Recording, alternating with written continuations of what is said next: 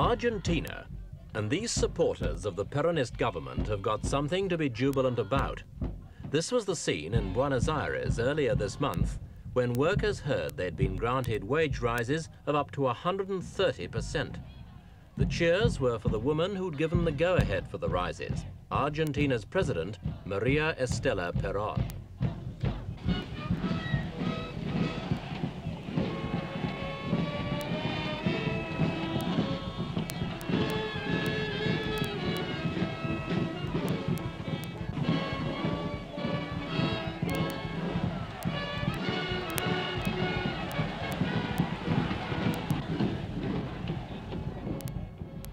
Behind the cheering, though, there's a situation that gives no cause for celebration. The wage rises may be a victory for the workers, but for President Peron, they mean defeat. Argentina is in crisis, and despite her smiling acknowledgements, the president has suffered a major setback in her attempt to stop it getting worse. The president had tried to peg wage increases to a maximum of 50%. The unions replied with a series of labor stoppages, culminating in a 48-hour general strike which brought the whole nation to a halt. Even before it was over, the president had given way. As far as the unions were concerned, it was only justice. Over the past 12 months, inflation has reached 100%. Last month, a government austerity program devalued the peso by 50% for the second time since March. Queues formed as several goods became scarce. The price of petrol was more than doubled, thus guaranteeing a whole range of other price increases right across the economy. As people queued for buses, taxi drivers found themselves having to charge fares which nobody could afford.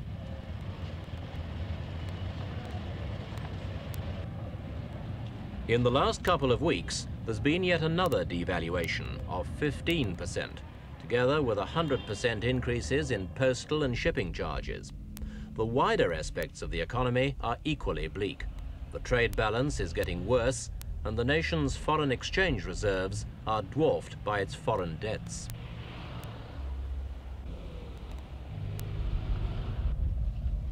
Against this background, the latest wage increases are seen by many observers as an abject surrender to the power of the unions, a surrender Argentina can't afford in its present plight. The leaders of the most powerful labor grouping, the CGT, have tried to soften the blow by reaffirming support for the president and promising that every worker will donate a day's pay per month to help the nation's economy. The CGT is itself a part of the government, so this has been no simple confrontation between opposites. For an assessment of recent events, we spoke to Christopher Roper, editor of the authoritative journal Latin America. What has happened is more complicated than a left-right struggle. The capitulation to the unions is not necessarily a capitulation to the left wing of the Peronist movement, but to another faction of the right wing. The trade union leadership in Argentina is fundamentally very conservative. It has collaborated with a variety of governments, including the military governments of 1955 to 1973. The important thing that's happened now is you've had the re-emergence of the unions as an autonomous force. If you go back to 1965, at that time they threw their weight behind a military group around General Juan Carlos Onganía and overthrew the radical government of that time. I think they're acting in the way they are now with general strikes and very militant demands because they, the union leaders, see their hold over their rank and file slipping. For the president herself, the crisis has presented an enormous personal challenge.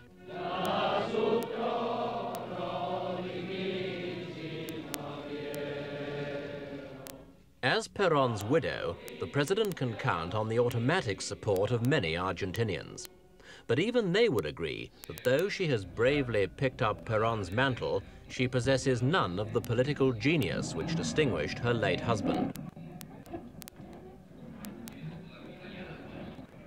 General Juan Peron, longtime dictator of Argentina, had already been deposed when in 1956 he met a former dancer, Maria Estela Martinez. She became first his secretary, then his third wife, replacing the legendary Evita. She was with him through the years of exile, most of them spent in his villa on the outskirts of Madrid. Those years ended in 1973, when Peron returned to the presidency and to the acclaim of a nation desperately searching for a strong father figure.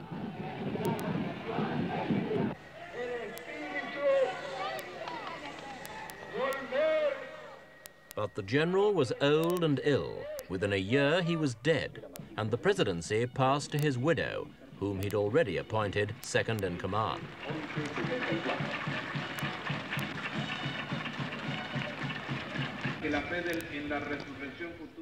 Maria Estela, more popularly known as Isabella, her former stage name, found herself heavily dependent on her husband's advisors. One in particular came into prominence, José López Rega. A former corporal in the Argentine police force, López Rega became a close advisor of both Peron and his wife during the years of exile. He's an extraordinary character, a practicing spiritualist and astrologer who claims to have had long conversations with the Archangel Gabriel. As Minister of Social Welfare and personal secretary to the president, he's so far been the most powerful man in the regime. But popular resentment against him has been so strong that the president has now had to sack him as minister, though she retains him as an advisor. Argentina's problems are not confined to economics. Political violence is on the increase.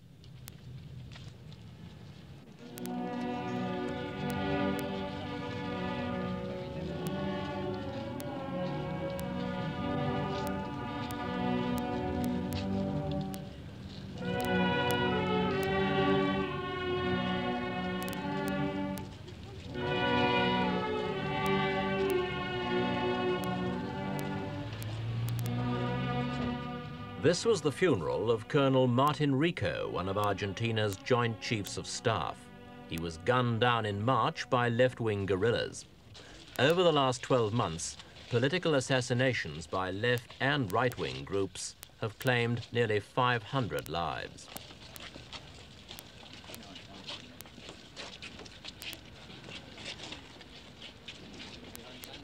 The problem of political violence is not new to Argentina, of course, but containing it has so far proved to be a task that's beyond the present government.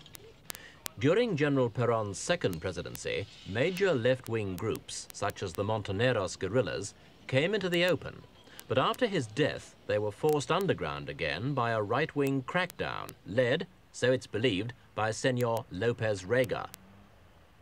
Last September, the Montoneros staged their biggest coup yet. Two top industrialists, Juan and Jorge Born, were kidnapped and held to ransom. Last month, their company paid up. They claimed at first they'd paid $3 million, but the Montoneros insisted they'd got the full amount, $60 million. The brothers' company is one of the largest in Argentina, with a vast range of interests including food, textiles and chemicals. The guerrillas claim the firm had effectively robbed the Argentinian people and the ransom was simply returning the money to its rightful owners. The government thought otherwise and immediately arrested the executives responsible for paying out the ransom. What worried them, of course, was the thought of just what the guerrillas could buy with $60 million. Keeping arms from the guerrillas has already proved impossible.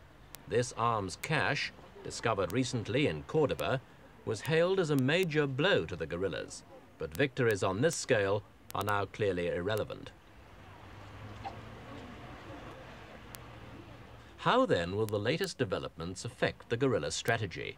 With the government still shaky after its defeat on the pay issue, are they now likely to step up their activities? We must remember that the great majority of the murders of the past year have been by right-wing terrorist groups, And this is one source of great unhappiness within the armed forces, because Mr. Lopez Rega was closely associated with the most notorious of these groups, the Argentine Anti-Communist Alliance, called the AAA in Argentina, and greatly feared. They've been responsible for almost 500 murders on their own account. I think they will decrease now, and I think we will very shortly see the removal of the entire Lopez Rega group from the government, and then on that side things will get better. It is absolutely true that the left-wing guerrilla groups are also very powerful, though they haven't gone in for whole-scale killings. I think their power is likely to continue to increase. It's been on the ascendant since about 1970, and I don't think the present turn of events is really going to check their activities.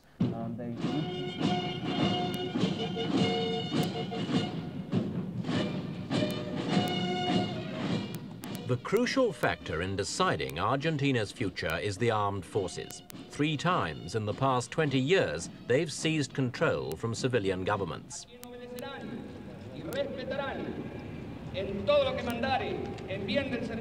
Last May, the army got a new chief of staff, General Alberto Numa Laplan. He has strong links with Lopez Rega and shares the former minister's opposition to left-wing elements in the Peronist movement. He's an ardent nationalist who doesn't believe the army can stay out of politics. Subordinación y valor.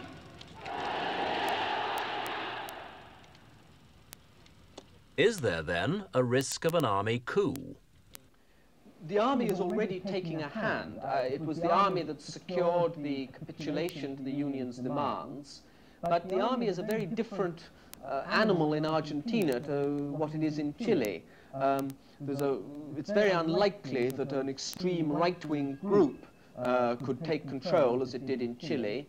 I think Argentina has experienced a number of attempts to impose right-wing economic policy which has failed. After all, if that was what they wanted, they would be giving full support to the present government. They don't need a coup to impose a very right-wing government.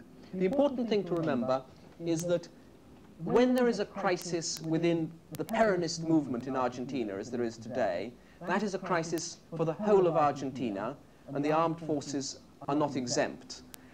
I'm sure we will see the army taking part in the political conflicts and upheavals of the next months. I don't think it's very easy to predict which side will come out on top, because the army is as divided as the trade unions or the universities or any other sector of Argentine life. When you say the army is divided, what's the likelihood of a split in the armed forces and, say, a civil war situation developing? This has been the fear of many Argentinians for many years. There are a number of splits which there could be between the provinces and the capital, Buenos Aires, between different groups of nationalists, between people who favor greater participation of foreign companies and would welcome foreign companies. On the other hand, I think everybody is very aware of the great dangers of a civil war, and I think that is a rather extreme prediction, even though I see a great deal of civil conflict with factions of the army. The army has been divided before in 1962 and at other times. There have been clashes between different groups of the army. One had the Azules and the Colorados, the Blues and the Reds, who were almost at war, though they tend to be telephone civil wars. One general rings up another general and says, "How many tanks have you got?" The other general says, "Well, I've got 20 and you've got 40, you win." And that's the kind of civil war which tends to happen in Argentina.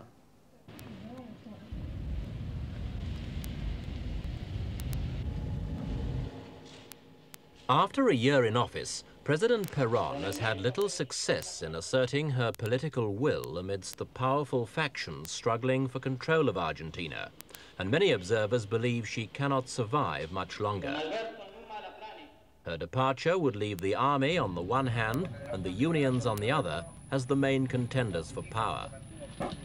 It was the unions that brought Juan Peron to power 30 years ago, but deprived of the last living embodiment of the Peronist legend, could they work with the army to guarantee the nation's stability? I think you've got to make a distinction between the mass of the workers and the trade union bureaucrats. I think between those trade union leaders and the army, there is plenty of community of interest. They've been working together for quite a long time. The problem has been that they have not carried the workers with them, and on the other hand, the army has never been able to convince the rich landowners and industrialists who, there's a tremendous concentration of wealth in Argentina, not to export their capital to Europe and North America. I think this is going to continue to be a very polarized situation, and perhaps one should remember the slogan of the striking workers at the Ford plant just outside Buenos Aires, who were marching this week and chanting that they would go forward with their leader at their head or with the head of their leader. With militant unions, a badly faltering economy, and intense pressure from both left and right, Argentina has all the ingredients of a severe national crisis. At the moment, it's difficult to predict just how that crisis will end.